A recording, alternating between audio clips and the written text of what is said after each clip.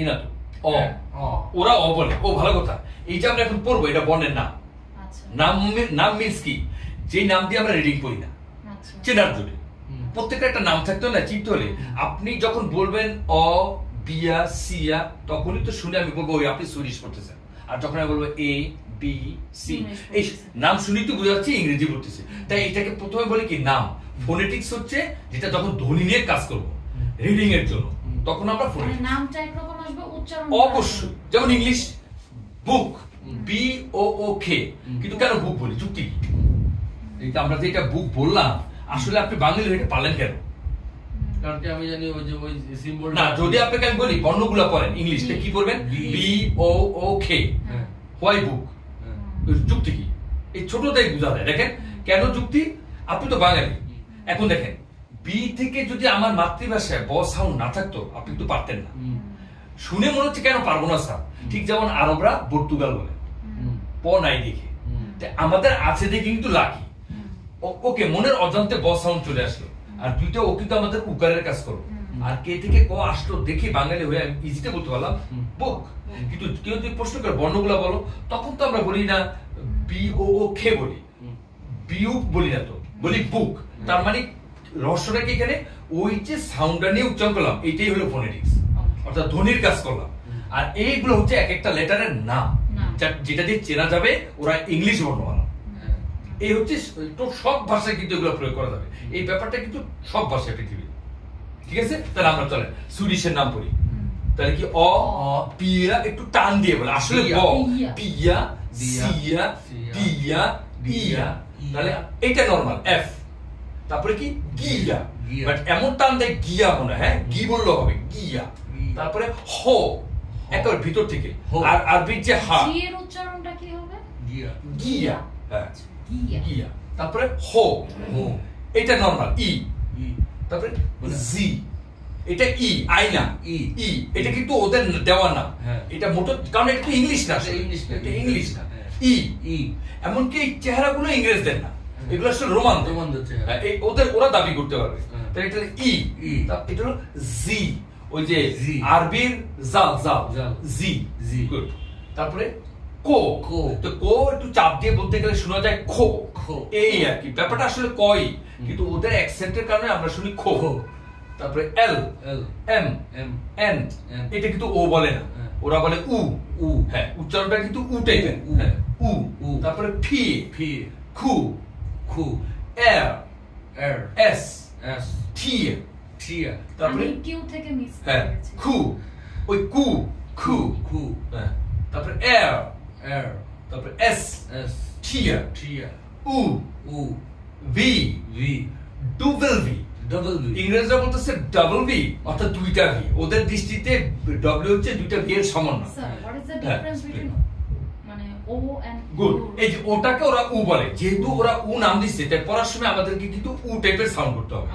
যেমন যেমন এই যে ওরা বুক লেখে এইভাবে, কিন্তু এখানে ইংলিশ হলে বলতাম বক, বক না কিন্তু বুক, ঠিকই বুক বুক, এই সাউন্ড ইউর উচ্চারণটা সিমিলার হয়ে যায় না, উ উ হো, কিন্তু শব্দের বানান আলাদা ওইভাবে, কিন্তু সিমিলার, আসলে সিমিলার। হ্যাঁ উ আর এটা হলো উ। গুড। তারপর এটা কি ভি থেকে ভি নরমাল ভি, তারপরে ডবল ভি ডবল ভি, আর ওরা বলে ডাব্লিউ ডাব্লিউ, ইংরেজরা বলে ডাবল, দুইটা ইউর মতো, এই আর কিছু না, ওরা বলে দুইটা ভি ডবল ভি। তারপরে এক্স, এটা নরমাল এক্স। তারপর এটা হচ্ছে কি ভিতর থেকে ই, মানে উটা কি বলবেন আর একটু ভিতর থেকে, উটা কি ভিতর থেকে ই, হ্যাঁ যেমন নিউ, এই যে নিউ নিউ মানে নিউ নিউ ওয়ার্ড, নতুন শব্দ, হ্যাঁ এই দেখেন এই সিম্পল জাস্ট ভিতর থেকে। এখন একটু এদিক ওদিক হলে সমস্যা হবে না, কেন ইংলিশে 12 বছর ধরে এদিক ওদিক করতে কিছু হয়েছে? আসলে ওই হাসি লাগে, আপনারা তো এই এডুকেটেড দিকে এই প্রশ্ন করেন না, এমন বোকাও আছে। স্যার তাহলে ভালোই বুঝছি স্যার, 3 মাসে মোটামুটি স্যার হবে না স্যার, বলে টলে পারবো? হ্যাঁ পারবেন, ইংলিশ তো অনর্গল পারেন না। তখন চুপ নাচ তো স্যার ইংলিশ তো পারেন, আপনি তো 12 বছর পইরা ইংরেজি পারেন না, তাহলে আপনি সুইডিশটা কেন 3 মাসে পারতেছেন? আপনি তো নবীও না যে আল্লাহ আইসা ইয়া করে দিব ভাষাটা পারো। তখন স্যার এইভাবে ভাবকে এইভাবে ভাবে, আর কতদিন উল্টা পাল্টা ভাববেন? ভাবতাম আরে মাস্টার্স অনার্স পরে গাধার মতো প্রশ্ন করে, তাহলে আমাদের পড়ার অবস্থা কি বোঝেন? ভি ডুবেল ভি এক্স, হ্যাঁ এটা বাংলায় যদি ধরিও তাহলে এটা এইভাবে যদিও করা যায় তাহলে যদি একটু আসে, এই যে আসলে এটা ইয়ারা আনে ভিতর থেকে আনার জন্য, এটা বাংলা সাথে লেখা যায় না, বুঝাইতে হবে। দুইটা রস্য দিয়ে মনে হয় হ্যাঁ এটি ধরেন, তাহলে এইটাই কাজ করেন, এই যে দুইটা ও দিয়ে টান দিবেন জোরে, কিছু করে না, এটা ট্রান্সলেটর ছাড়া উপায় নেই। তারপরে কি সেটা, এইটা জার্মান প্রভাব, এই যে সেটা সেটা স টাটা সেটা সেটা, হ্যাঁ কিভাবে করবেন? স তো আমাদের বাংলায় নাই, স বাংলা সাউন্ড আছে, স স স তার স এই সাউন্ডটা বাংলায় আছে না, ছ আছে, গুড। এই যে শুদ্ধ বাংলা পারাতে যায় নাহলে কিন্তু অনেকে এইটাও পারে, মনে করে বাংলায় স আছে, আসলে নাই। বাংলায় আছে আইদার ছ আর নাহলে কি চ ছ চ ছ, কিন্তু স বলে নাই, কিন্তু আরবিতে আছে, আরবিতে আছে মানে এই যে সিনটা, তাহলে সেটা যদি ধরি এই যে সেটা, তার এরপরে গেল এই যে 26টা গেল ইংলিশের মতো, এই হচ্ছে এই নাম। আর এই বাকি তিনটা কি করছে ওরা নিজেরা, এইটাকে সার্কেল দিয়ে ওরা কি করলো, আমাদের যে ও আছে না, ওই যে আমরা যে ও বলতাম ইংলিশে, ওই সাউন্ড ক্রিয়েট করছে, এই যে ও, এটাকে বলবেন ও। ও যখন অ এর উপর সার্কেল দিবেন হয়ে যাবে ও গেল। এবারে এই অ এর উপর যখন এটাকে বলে ডায়ারসিস, এইটা যখন দিবেন এই দুই ফোঁটা, তখন হয়ে যাবে ছেড়ে দিবেন এ। তাহলে এটা কিভাবে লিখতে পারি? এইভাবে লিখতে পারি, আর এইটা ও বলবেন, বাট মুখটা একটু খোলা, হ্যাঁ একটু ভিতর দিকে একটু খুলে হবে, যতটুক ইংলিশে না হলেও চলে ওইটুকু, এই আর কিছু না। এই যে ইংরেজরা শেষে আর বাদ দিয়ে দেয়, এটা কিন্তু তাদের অভ্যাস, এমন না যে ওরা ইচ্ছা করে করে। অনেক বাঙালি এটা জোর করে করতে গেলে একটু ডং ডং লাগে এই আর কি, কিন্তু তখন ওই ওরা বলে আচ্ছা স্যার এগুলো কি ইচ্ছা করে হবে না, আপনার বাসা আপনি যেমন সাবলীলভাবে বলেন ওরাও বলতে গেলে আটটা, এই যেমন জার্মান প্রভাব, জার্মানও কিন্তু শেষের একটা উচ্চারণ করে না, ভাষাগত একটা প্রভাব আছে। তো তখন ওকে একটা যুক্তি দিলাম কেন করতে হয়, মাঝে মাঝে কেন উচ্চারণ সঠিক পারতে হয়, কেন স্যার? যেমন দেখেন এই যে কার, কার মানে কি গাড়ি, এখন আপনি একটা ইংরেজ সামনে আছে, মাত্র শিখছেন বাঙালি, ইংলিশ শিখছেন ঠিক আছে, এখন আপনি তাকে যদি আশেপাশে গাড়ি না থাকে, তাকে যদি বলেন আই হ্যাভ এ কার, সে কিন্তু ধরে কি জানে আপনার একটা কুকুর আছে। কেন কেন রহস্য কি? CUR, এই কার অর্থ নেড়িকুত্তা, রাস্তার কুকুর, এইটা কিন্তু কার বলে, এটা ইংরেজরাও কার বলে।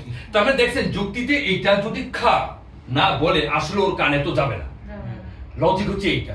কিন্তু গাড়িটা সামনে আছে, এখন আপনি গিয়া বলেন দিস ইজ মাই কার, একের বাংলা দিয়া দিস ইজ মাই কার, ও কিন্তু বুঝবে কারণ আসলে সিচুয়েশন। এই জন্য শেখার সময় আমরা অনেক স্মার্টলি শিখবো, স্বাভাবিক। বাস্তব কিন্তু এত কঠিন না, ওটা দেখলে আমরা বুঝে ফেলবো, কিন্তু না শুদ্ধতা শিখতে হবে, লিখতে তো হবে শুদ্ধ। অ্যাজ এন এডুকেটেড পারসন আপনি একটা গোল করে এমন একটা ভাব করবেন, এই ওটাই বলবেন একটু চওড়া করে, শেষ। তাহলে কয়টা গেল? 29টা। তাহলে এতক্ষণ কি বললাম? বর্ণের নাম। কেউ যদি ধরে আমাদের এইভাবে বলতে হবে, তো একটু বলেন, একা একা বলেন। এবার আপনি বলেন, ওনাকে যদি এবার পোলা বাইনা একটু জোরে জোরে বলেন। বিয়া ইয়া এফ গুড গিয়া হো ই জি হো, এটা আপনার টোনে আসে। আর এই যে তিনটা, 6টা কেন? ইংলিশে ভালো কথা 5টা, ওই 5টা তো আছেই। এখন কি অ ই আর কি তারপর ইয়া ই ও উ গেল। আর এই যে ওয়াইটা, হ্যাঁ ইংলিশে ওয়াইটা আসলে কি? ওয়াই সেমিভার, কিন্তু ওদের এখানে ভার। কেন? এটাতে উ সাউন্ড পায়। আর ইংলিশে সেমি বলে কেন জানেন? দেখেন তো ইংলিশে আমরা কি বলি? ও আই, এই যে দুইটা ভাবে চলে আসে, এই জন্য এটা সেমি ভাবে। আর এখানে কিন্তু না, ফুল সাউন্ড উ। তাহলে কি 6টা গেল। আর পণ্ডিতরা তাদের তৈরি করছে আরো 3টা, তাহলে মোট 9টা। বাস 9টা ভয়েল আর 20টা কি কনসোনেন্ট।